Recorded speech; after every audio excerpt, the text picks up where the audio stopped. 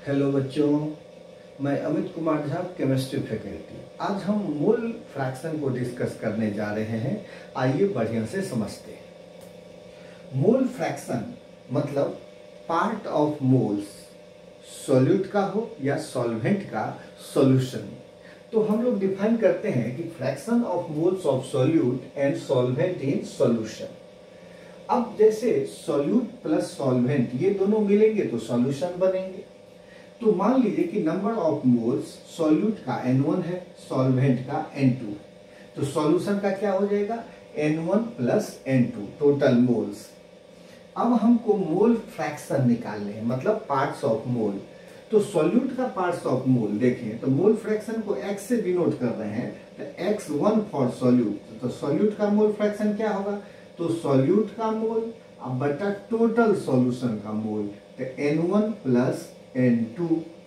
दूसरा हमें मोल fraction of solvent निकालना है, तो x2 तो number of moles of solvent bye total number of mole of solution, N1 plus N2।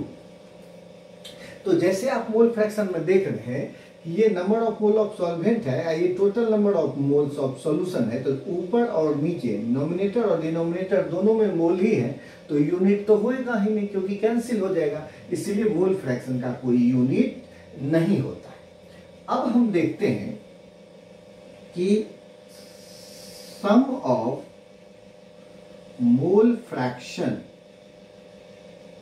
Some of mole fraction of solute and solvent, solute और solvent के mole fraction का सम, तो ये हो गया x1 प्लस x2। तो कितना होगा, x1 आपका है N1 bye N1 plus N2 और x2 कितना है N2 bye N1 plus N2। तो ये हो कितना जाएगा N1 plus N2 bye N1 plus N2। इसका मतलब ऊपर नीचे ये कैंसिल हो जाएगा, तो ये 1 होगा। इसलिए हमेशा ये बात ध्यान रखें कि मोल fraction of solute plus mole fraction of solvent दोनों ऐड करेंगे तो हमेशा 1 होगा। इसका मतलब ये हुआ कि अगर मोल फ्रैक्शन हम सॉल्यूट का निकालते हैं तो 1 minus mole fraction of solvent हो जाएगा, और अगर मोल फ्रैक्शन हमने सॉल्वेंट का निकाला तो 1 तो क्या हो जाएगा 1 minus mole fraction of solute. इसका मतलब ये हुआ कि मान लीजिए कि एक एक्वस सॉल्यूशन है यूरिया का, तो यूरिया यहाँ सॉल्यूट है और वाटर यहाँ सॉल्वेंट है। अगर हम ये कहते हैं कि यूरिया का मोल फ्रैक्शन 0.4 है तो वाटर का बताइए, तो आप कहेंगे कि दोनों को ऐड करके मतलब मोल फ्रैक्शन ऑफ सॉल्यूट और मोल फ्रैक्शन ऑफ सॉल्वेंट दोनों को ऐड करेंगे तो 1 आना चाहिए।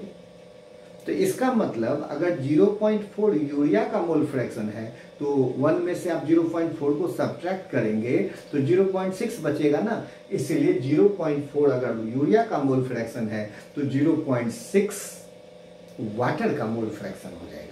फिर एक क्वेश्चन देखिए, जैसे कहते हैं कि एक एक्वस सॉल्यूशन है ग्लूकोज का, जिसमें glucose as a solute mole fraction 0.2 है, तो वाटर का बताइए। तो आप कहेंगे कि mole fraction solute plus solvent दोनों को ऐड करेंगे तो 1 आएगा। तो क्योंकि सॉल्यूट ग्लूकोज है जिसका मोल फ्रैक्शन 0.2 है, तो सॉल्वेंट का कितना हो जाएगा, तो 1 में से 0.2 को घटा लेंगे, सब्ट्रैक्ट कर लेंगे, तो वो 0.8 आ जाएगा। उसी तरह से अब हम लोग पढ़ेंगे कि रेशियो ऑफ मोल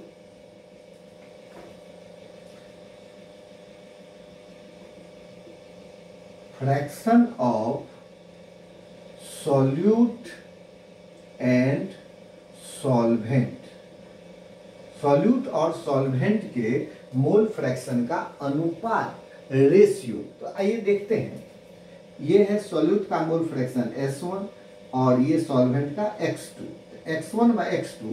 तो X1 की जगह पर N1 bye N1 plus N2 रखेंगे और x2 के जगह पर n2 by n1 plus n2 रखेंगे, तो ये हो जाएगा हमारा n1 बाय N2।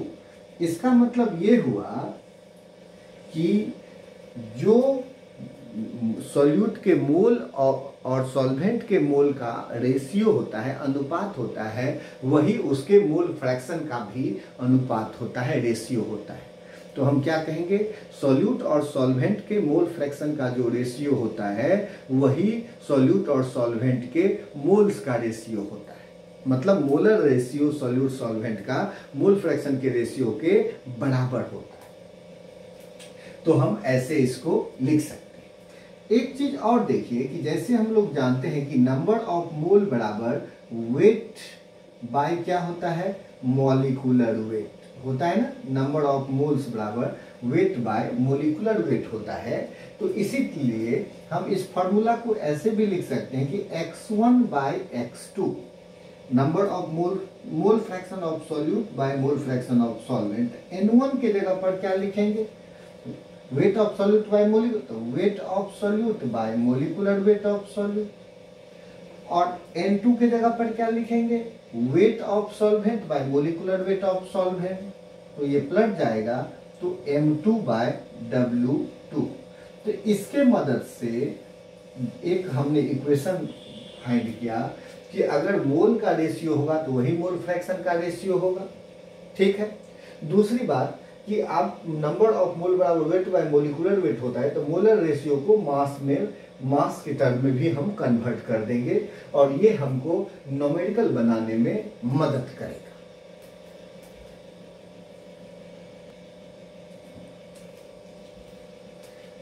तो ये न्यूमेरिकल हम देख रहे हैं कि क्वेश्चन कह रहा है कि मोल fraction of ethanol, ethyl alcohol is 0.4 in its aqueous solution. In its aqueous solution, इसके एक्वस सॉल्यूशन में मोल फ्रैक्शन जो है इथेनॉल का कितना है, 0.4। तो आपको पूछा जा रहा है कि मोल फ्रैक्शन वाटर का बताइए। तो आप कहेंगे कि सम ऑफ मोल फ्रैक्शन जो होगा, sum of mole fraction 1 for solute 2 for solvent, तो 1 हमारा इथेनॉल के लिए हो जाएगा क्योंकि सॉल्यूट है, और 2 हमारा सॉल्वेंट वाटर के लिए। तो mole fraction of solute plus solvent equal to 1 होता है। तो मोल फ्रैक्शन सॉल्वेंट का चाहिए तो 1 माइनस x1।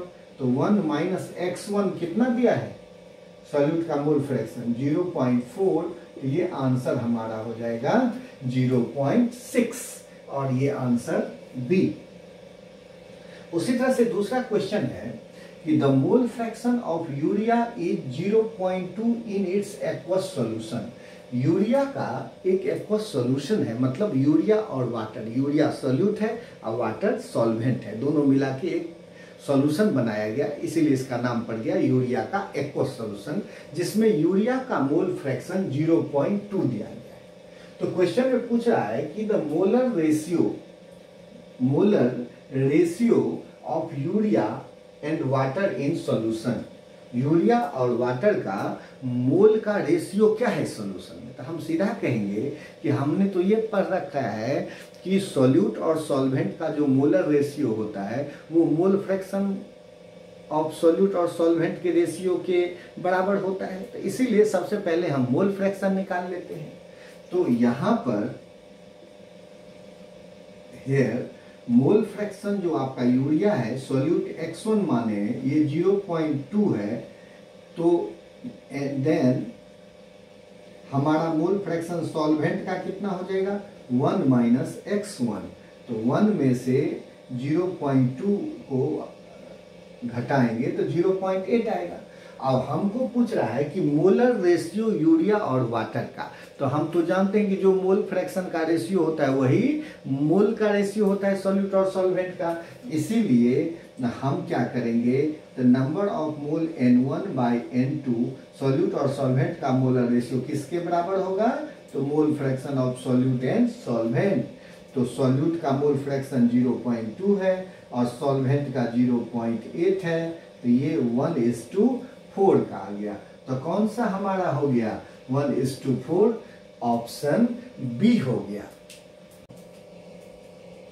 तो ये न्यूमेरिकल को देखते हैं कि 8 gram sodium hydroxide and 10.8 gram of water mix to form a solution, the mole fraction of NaOH कहा जा रहा है कि 8 ग्राम सोडियम हाइड्रोक्साइड को 10.8 ग्राम वाटर में मिक्स कर दिया गया, तो आपको सोडियम हाइड्रोक्साइड के मोल फ्रैक्शन बताने हैं। तो मोल फ्रैक्शन मतलब मोल का न रेशियो, इसीलिए सबसे पहला काम कि जो मास दिया गया है सोडियम हाइड्रोक्साइड को उसमें मोल में चेंज करें उसको। दूसरा काम कि जो मास दिया गया है वाटर को उसमें को भी मोल में चेंज करें। तो सबसे पहले number of moles of sodium hydroxide N1 मान लिए, तो weight of sodium hydroxide by molecular weight of sodium hydroxide. Weight तो 8 ग्राम दिया है और मोलिकुलर वेट 40 होता है NaOH का, तो इसमें 0.2 मोल आएगा। फिर number of moles of water लेंगे जिसको N2 से हमने डिनोट किया है, तो ये weight of water by molecular weight of water. Weight आपका 10.8 ग्राम दिया है, अब मोलिकुलर वेट कितना दिया है 18, तो आप डिवाइड करेंगे तो 0.6 मोल आएगा। तो अब टोटल नंबर ऑफ मोल का फ्रैक्शन चाहिए ना, तो मोल फ्रैक्शन ऑफ NaOH क्या होगा, number of mole of NaOH bye total number of moles of solution. तो NaOH का number of moles 0.2, total number of मोल तो 0.2 प्लस 0.6, तो ये हो गया 0.2, ये 0.8, तो ये हो गया 1/4। इसका मतलब इसमें सोडियम हाइड्रोक्साइड का मोल फ्रैक्शन 1/4 है, और ये ऑप्शन कौन सा हो जाएगा, बी।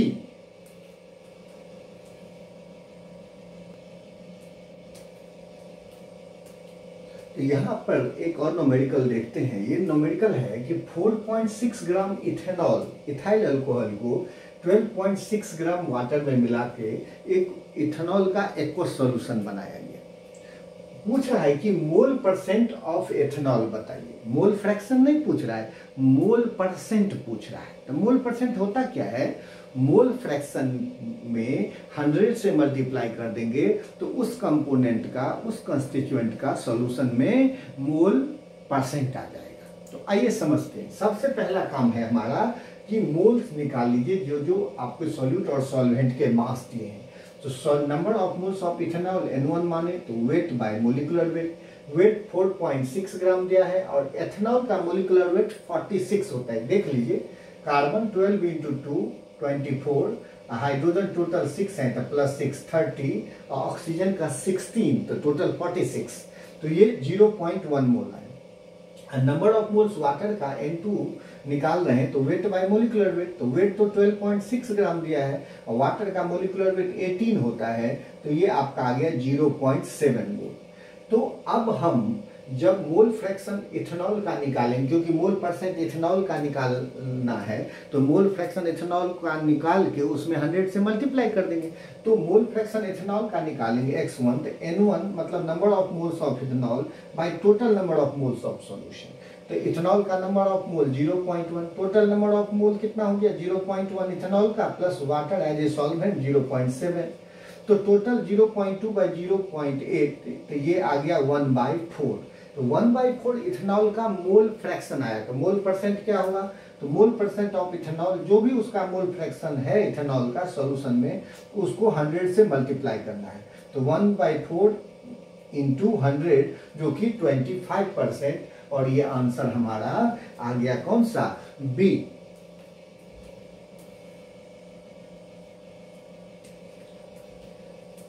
तो अब ये हमारा एक नया सवाल है कि इन 10% W/W weight by weight sodium hydroxide aqueous solution the mole fraction of sodium hydroxide, मतलब 10% W/W मतलब 100 ग्राम सॉल्यूशन अगर लेते हैं तो उसमें 10 ग्राम NaOH एज ए सॉल्यूट होगा, क्योंकि W/W वेट बाय वेट है।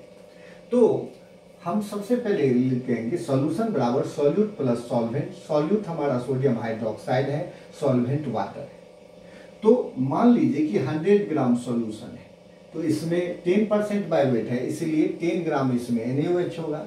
तो 10 ग्राम सॉल्यूट है, 100 ग्राम सॉल्यूशन है, तो 100 में से 10 को माइनस करेंगे तो ये 90 ग्राम हमारा क्या हो जाएगा, सॉल्वेंट। इसका मतलब 10% अगर वेट बाय वेट हमारा सोडियम हाइड्रोक्साइड का एक्वा सॉल्यूशन है, तो उसमें 10 ग्राम NaOH और 90 ग्राम कौन चीज होगा, वाटर। तो हमको तो मोल चाहिए ना, तब तो मोल फ्रैक्शन निकलेगा। तो चलिए मोल निकालते हैं। तो number of moles of solute, weight 10 gram by sodium hydroxide का मोलिकुलर वेट 40, तो ये 0.25 मोल्स आ गए। अब आप नंबर ऑफ मोल्स वाटर का निकालिए N2, number of moles of solvent, तो वेट बाय मोलिकुलर वेट, तो वेट है 90 ग्राम और 90 ग्राम और मोलिकुलर वेट 18, तो ये आ गए आपके कितने मोल, 5 मोल्स। तो अब आपको निकालने हैं मोल फ्रैक्शन ऑफ NaOH, तो मोल फ्रैक्शन ऑफ NaOH, तो हम इसको x1 से शुरू कर लेते हैं, तो ये N1 mole number of moles of NaOH bye total number of moles of solute and solvent, तो N1 हमारा कितना है 0.25 और टोटल लीजिए तो 0.25, सॉल्यूट और वाटर आपका 5 मोल, तो इसीलिए ये हो गया 0.25 बाय 5.25, इसको कैलकुलेट करिएगा तो 1/21 आएगा, और इसके हिसाब से हमारा ऑप्शन सी होता है। इसीलिए अगर वेट बाय वेट पढ़ दे तो इसी तरह से हम लोग इस तरह के न्यूमेरिकल को सोल्व करेंगे।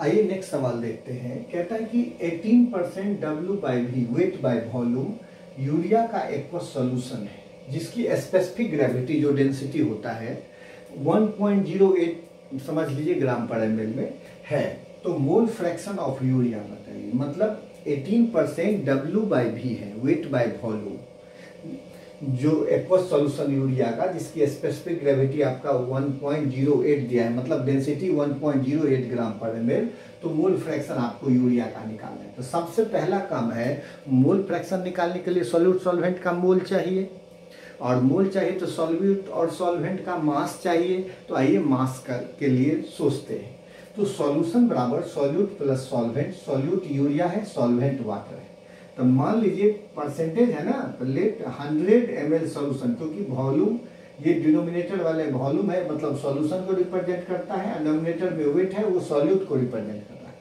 तो मान लेते हैं कि 100 ml सॉल्यूशन है जिसमें 18 ग्राम 18% W/V है, तो 100 ml सॉल्यूशन में 18 ग्राम यूरिया है, तो सॉल्वेंट कितना, तो क्योंकि ml वॉल्यूम में से मास तो घटेगा नहीं, तो सबसे पहला काम है कि वॉल्यूम जो हमारा सॉल्यूशन को दिया है उसको हम मास में कन्वर्ट कर लेते। कैसे, तो volume into density equal to mass, तो स्पेसिफिक ग्रेविटी मतलब डेंसिटी ही तो है, इसलिए mass of aqueous urea solution volume into density, volume 100 ml, density 1.08 gram per ml, तो ये इतना ग्राम 108 ग्राम आपका सॉल्यूशन का मास।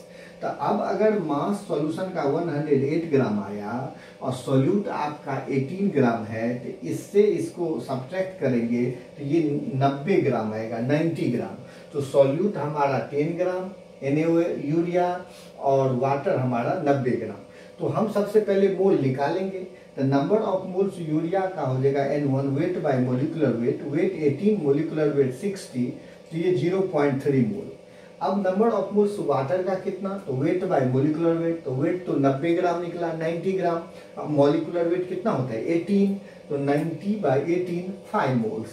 तो अब टोटल मोल्स लेंगे तो 0.3 प्लस 5.3 मोल लेंगे, तो मोल फ्रैक्शन यूरिया का हमको क्या होगा, यहाँ N1/N1 प्लस N2, तो N1 0.3 मोल और N1 0.3 N2 5, मतलब टोटल नंबर ऑफ मोल 5.3, तो 0.3/5.3 ये 3/53, तो यहाँ पर मोल फ्रैक्शन हमारा 3/53 ऑप्शन हो गया बी।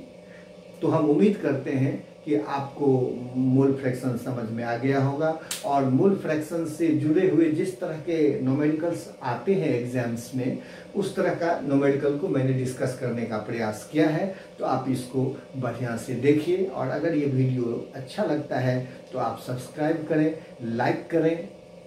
Thank you.